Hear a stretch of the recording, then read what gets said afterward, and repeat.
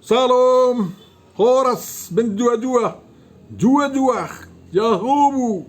Salam keselamatan. Selamat bertemu kita dalam channel ini, Bapak Ibu Saudaraku yang terkasih, yang sekarang kita gunakan untuk memahami, menafsirkan apa yang menjadi epistel untuk minggu kita tanggal 7 September tahun 2025. Mudah-mudahan Tuhan memberkati kita dan mari kita saling menolong untuk memperkaya pengetahuan kita mengenai pemahaman akan perikop tersebut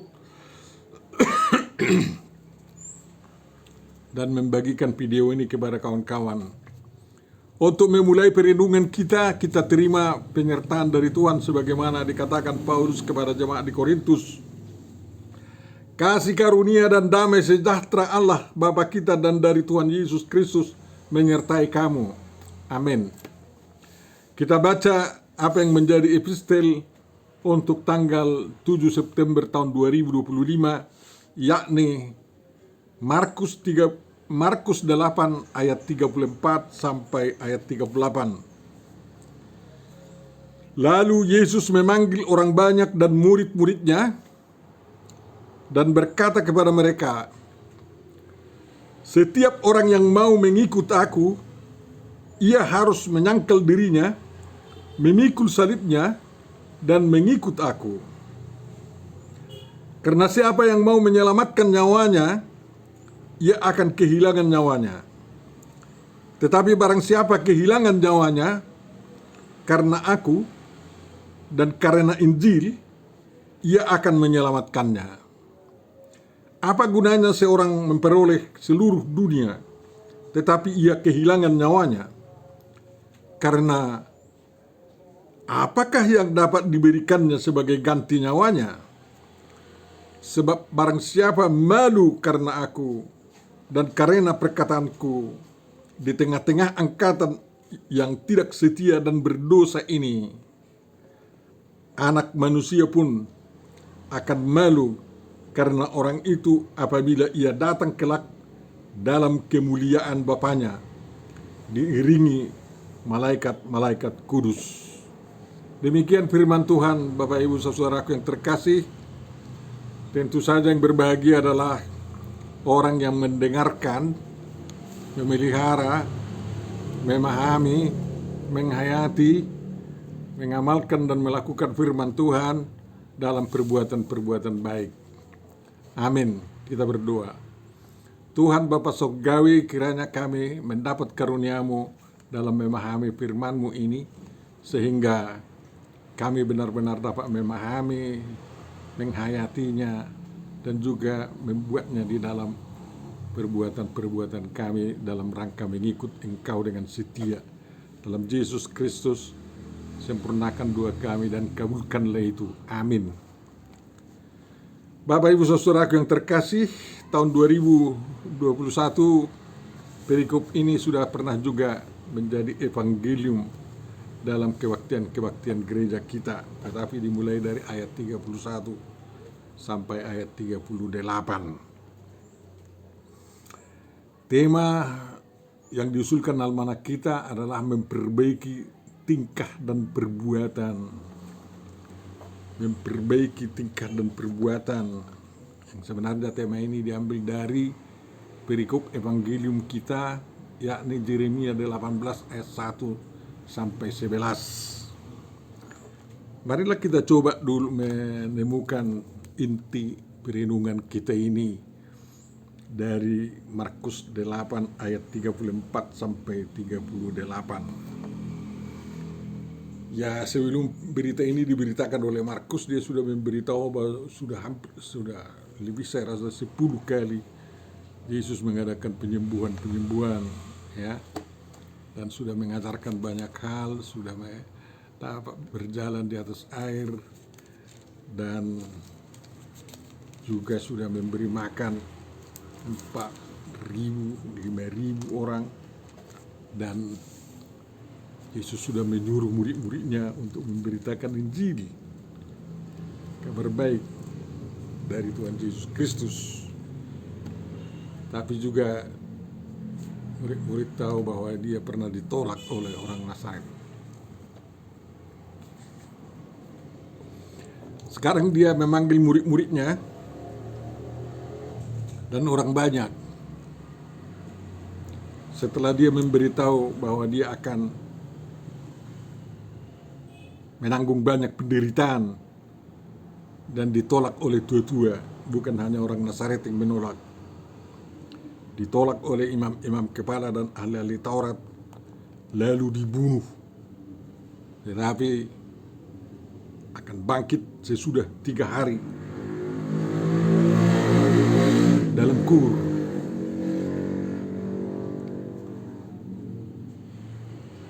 Petrus memang keberatan akan pemberitaan itu, dia tidak percaya dia terjadi itu, karena Petrus sudah melihat begitu banyak tanda mujizat atau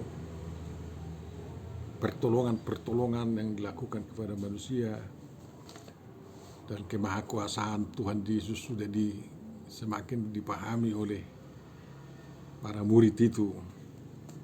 Tetapi justru Tuhan Yesus menghardik Simon Petrus itu sebagai iblis.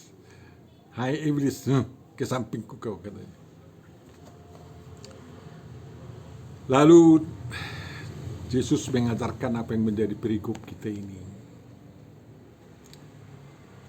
agar murid-murid Tuhan Yesus tahu jejak yang akan ditapaki mereka dalam rangka mengikut Yesus.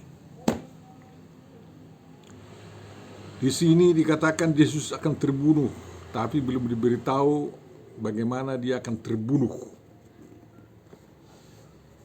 Soal ditolak itu sudah pergumulan sehari-hari. Ada yang menyambut, ada yang menolak, ada yang menyambut, ada yang menolak. Dan niat-niat membunuh Yesus sudah semakin nampak.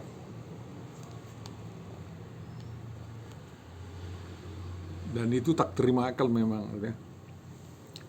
Kecuali kalau kita bisa memahami kerelaan Tuhan membiarkan anaknya yang tunggal itu mengalami penderitaan sampai pembunuhan itu.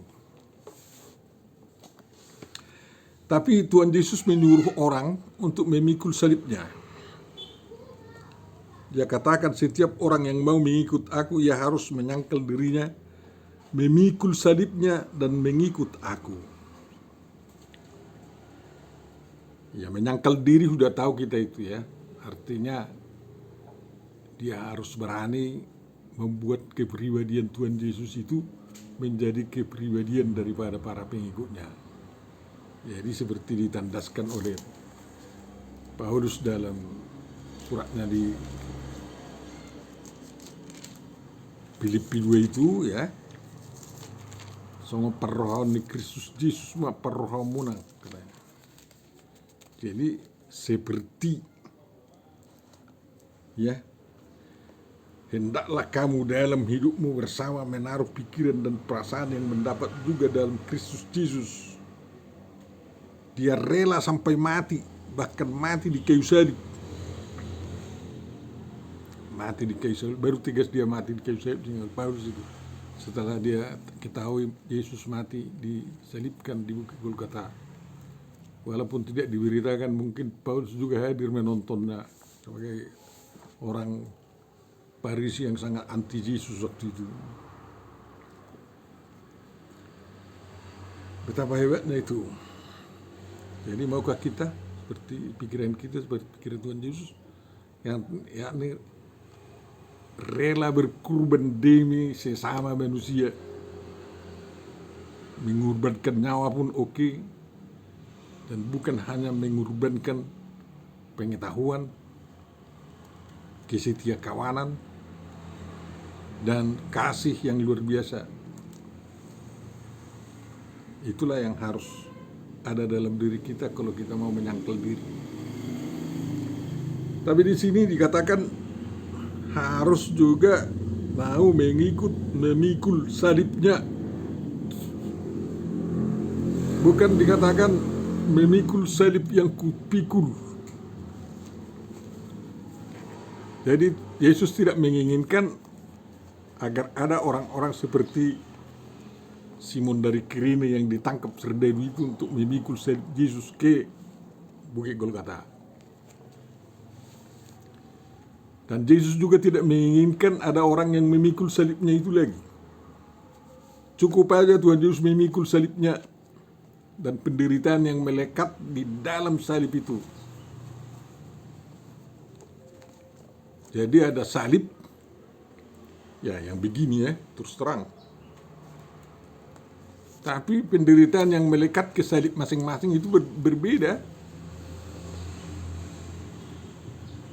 Jadi setelah Tuhan Yesus diturunkan dari salib itu, nampaklah salib bekas Yesus disalibkan tanpa korpus Yesus lagi di sana, tanpa badan Tuhan Yesus di sana. Salib itulah yang diwariskan kepada kita. Bukan salib orang-orang jahat yang disalibkan di sebelah kiri kanannya. Memang ada 3 salib kan di Bukit Golgota. Satu salib menghantar orang ke neraka, tidak mau bertobat. Satu salib menuntun orang dekat kepada Tuhan Yesus dan minta berkat dari Tuhan Yesus. Salib pertobatan namanya itu. Nah, ini salib kematian. Tuhan Yesus, salib penebusan kan. Tapi setelah tubuh Tuhan Yesus diturunkan dari salib itu, ada juga kan salib itu. Salib apa namanya itu? Itulah salib Tuhan Yesus yang menunjukkan kasih Allah kepada sesama manusia, kepada sesama manusia ya, yang luar biasa. Dan salib yang menunjukkan begitu besarnya kasih Allah akan dunia ini, sehingga Dia membiarkan anaknya yang tunggal disalibkan di sana agar orang percaya tidak binasa melainkan beroleh hidup yang kekal. Dan salib itulah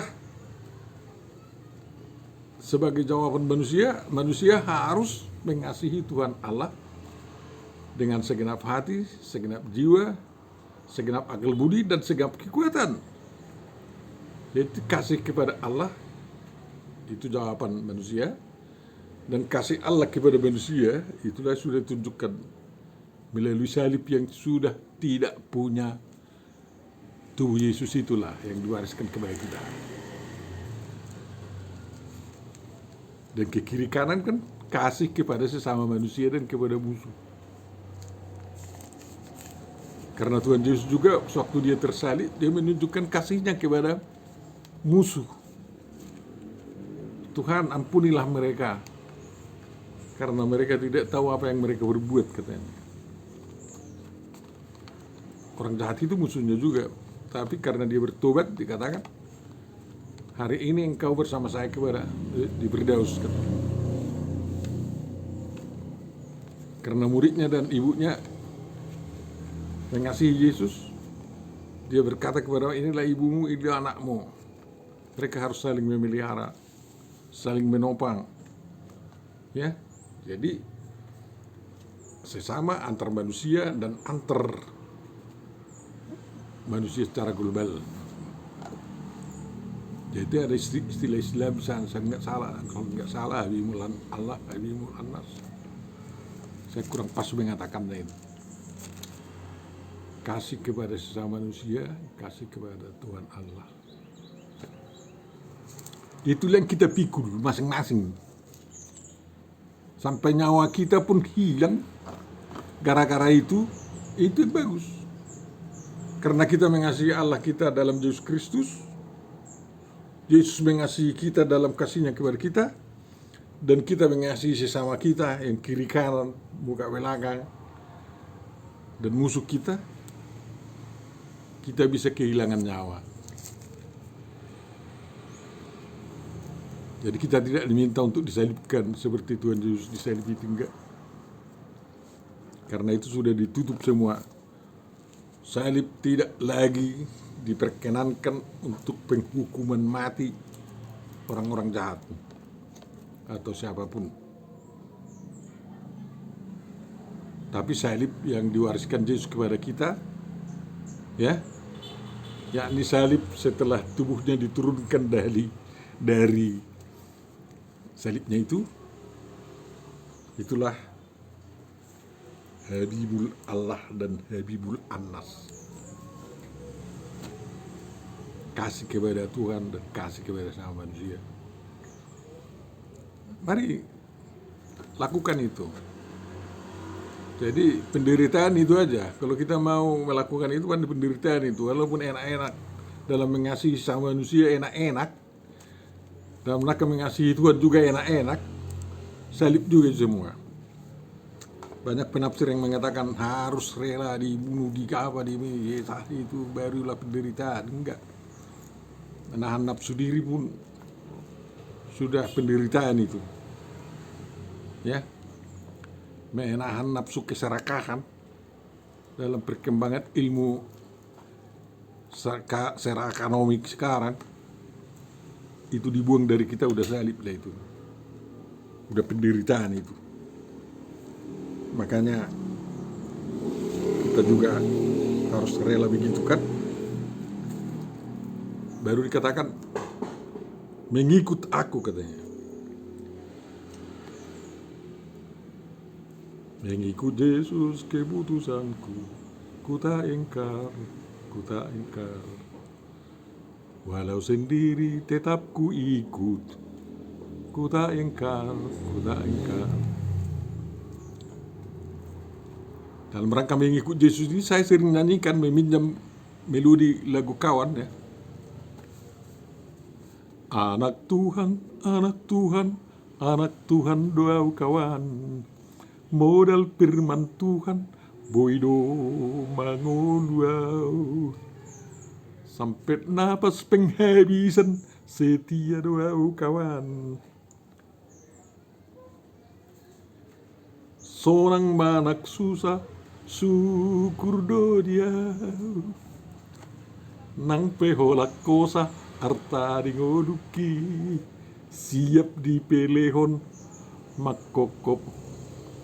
HKI mangulah tugas wajib doa audisi ido harga diri natung masai pasti dan seterusnya. Gak jarang dinyanyikan orang itu, walaupun sering saya nyanyikan. Mudah-mudahan aku tidak dituru penjiplak. Saya minta izin melalui medsos kepada penciptanya. Bapak Ibu saudara-saudariku yang terkasih, mengikut Yesus berarti menyerahkan seutuhnya nyawa kita ini untuk kemaslahatan kemanusiaan, untuk pemuliaan Tuhan, untuk kesejahteraan diri, dan untuk memungkinkan kita bangkit dari mati.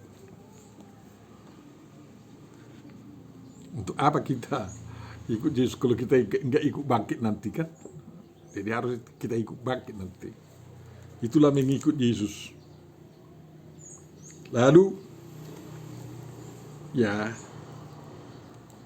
tentu saja siapa menyelamatkan nyawanya, nefesnya atau nismat hayanya atau psikinya, pastilah kehilangan itu karena nggak miliknya itu. Tuhan yang menganugerahkan itu kan, rohnya itu juga. Jadi kalau kita pegang-pegang itu nggak bisa. Makanya lebih baik kita kerahkan itu untuk 3 hal tersebut: kemaslahatan umat manusia, pemuliaan Tuhan, dan damai sejahtera kita sendiri. 3 dimensi itu harus selalu kita pelihara terjadi dalam diri kita agar tidak hilang nyawa kita itu. Kalaupun misalnya nyawa kita dipisah dari badan kita, dia tetap berada dalam tangan Tuhan. Dan kalau nyawa kita itu berada dengan Tuhan, bisa dikembalikan lagi. Tapi kalau nyawa kita itu berada di tangan iblis, semakin dilemparkan ke neraka, dihilangkan. Itu terjadi dalam peristiwa-peristiwa kesurupan pun begitu. Iblis selalu mau menghancurkan nyawa manusia. Tapi kalau Tuhan masih menjaga, tidak ada yang kuasa mengambilnya. apalagi orang tersebut adalah hamba Tuhan. Ya, jadi tidak ada yang bisa mengganti nyawa, hanya satu untuk satu orang. Dan memang karena nyawa kita kalau hilang dari tubuh kita berada di tangan Tuhan, makanya tidak hilang. Hanya kalau kita katakan nyawa saya nanti kekal selama-lamanya, tidak bisa begitu. Itu berada di tangan Tuhan, tetap ada kesementarannya. Hanya perlindungan Tuhan yang membuat dia agak lama-lama, panjang, dan mungkin hampir mendekati kekal lah. Nantilah di hari penghakiman terakhir, kalau nyawa kita itu kembalikan kepada kita dan sudah dihakimi, kau berhak masuk surga, barulah kekal lah nanti. Kan kayak gitu. Jadi kita tak perlu malu lah mengaku Tuhan Yesus ya, walaupun dihina orang. Dan semakin banyak di dunia ini menyangkal dia, lebih dari 1 miliar sekarang manusia, bahkan 5 miliar manusia menyangkal Tuhan Yesus, malu tentang Tuhan Yesus. Ya, kita tidak perlu malu. Orang-orang yang menuju kebinasaan itulah yang malu mengaku Yesus Kristus, yang selalu mengatakan, mana mungkin Allah itu, mana mungkin Tuhan itu, mana mungkin Logos yang menjadi manusia itu. Kayak gitu sudah diperbuat manusia kepada dia, katanya. Kalau dia benar Tuhan, Maha Kuasa lah, diumbus saja manusia itu mati satu persatu, katanya. Bisa ada kecelakaan sama dia, katanya. Itulah yang malu mengaku Tuhan Yesus sebagai Tuhan Juru Selamat yang menghapus dosa manusia. Jangan angger jago kita mengatakan Tuhan Maha Kuasa, Tuhan ini. Jalan Tuhan lain dengan jalan kita, kan kayak gitu. Jadi kita bersyukurlah Tuhan menempuh jalan demikian demi penebusan dosa kita dan demi pengampunan kita dan demi penyediaan jalan keselamatan kepada kita. Yang sana-sana itu tidak ada jalan keselamatan. Di kitab sucinya pun Yesus sendiri yang menjadi jalan lurus. Yesus sendiri yang rahmatan lil alamin. Walaupun mereka sangkal itu, mereka yang berdosa menyangkal apa isi kitab suci yang sebenarnya harus mengikut Tuhan Yesus mereka. Ya. Jadi angkatan yang berdosa ini jangan menjadi menguasai kita. Katakan di sini ya. Di tengah-tengah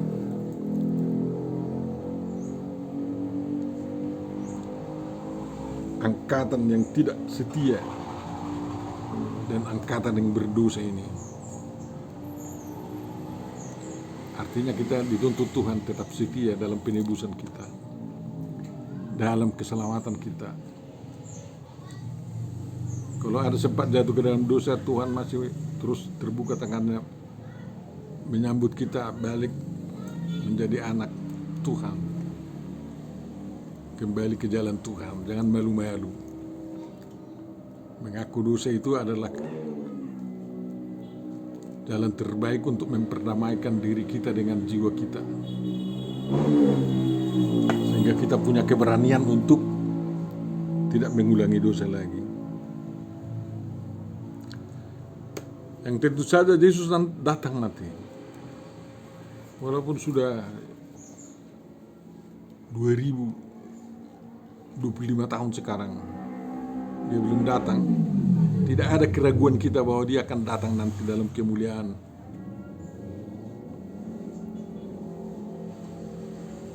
Membawa kerajaan Allah. Dia akan datang dengan para malaikat-malaikatnya. Ya, sering itu digambarkan dalam YouTube, tapi bukan itu gambaran sebenarnya. Hanya cara-cara orang zaman sekarang itu menunjukkan kemuliaan Tuhan. Tidak apa-apalah itu. Tergolong tidak menyesatkan itu. Tetapi bisa juga jalan Tuhan lain untuk datang kepada kita. Ya. Seperti cerita itu kan. Ada banjir. Pemilik rumah lari ke atap rumah. Berdoa, Tuhan selamatkan aku, katanya. Datang helikopter mau menolong, dia tidak mau datang. Tuhan Yesus yang menolong saya, katanya. Datang lagi kapal laut membawa speedboat, mari masuk ke sini katanya. Nggak mau, Tuhan Yesus nanti datang menolong saya katanya. Setelah dia jumpa dengan Tuhan Yesus, mengapa Tuhan Yesus tidak mau menolong saya katanya? Baby Mima katanya, 2 kali aku datang menolong kau, nggak mau, kau udah masuk katanya. Jadi Tuhan Yesus datang berupa helikopter, apa itu, pilot helikopter itu dan kapten kapal itu kan. Jadi banyak cara Tuhan datang dengan utusan-utusannya. Ya di YouTube malaikatnya bersayap-sayap. Di kenyataan bisa saja malaikat tidak bersayap. Jadi mohon diperhatikan bagaimana Tuhan bekerja untuk menolong kita juga dari luapan tsunami dosa yang ada di dunia ini sekarang. Ya, sehingga kita tidak bisa habis dimakan arus. Tuhan memberkati kita. Marilah kita perbaiki tingkah dan perbuatan kita, karena Tuhan telah menyelamatkan kita. Mari hidup di dalam semangat keselamatan kita, semangat pengampunan dosa itu, dan semangat sebagai anak-anak Tuhan. Amin. Terima kasih Bapak atas renungan yang sampai kepada kami. Mudah-mudahan itu dapat menggerakkan kami untuk memikul salib kami dengan setia, salib yang kau wariskan untuk kami pikul ya Tuhan. Selamatkan negara kami dari segala kebencian dan kerusuhan. Utuhkan bangsa kami ya Tuhan. Sekarang bangsa kami dalam keadaan genting, baik dari ekonomi maupun dari kesatuan dan persatuan bangsa kami. Karena sangat sedikit hikmat yang dimiliki oleh kepala pemerintahan kami. Tuhan, kasihanilah bangsa kami, kasihani kami semua, kasihani semua kepala-kepala keluarga, agar mereka semua bekerja dalam hikmat yang daripadamu. Sembuhkan Tuhan orang-orang yang jatuh sakit, dan berikan kesempatan kepada mereka untuk memuliakan nama-Mu. Terpujilah Engkau di dalam Yesus Kristus, sempurnakan dan kabulkan doa kami. Amin.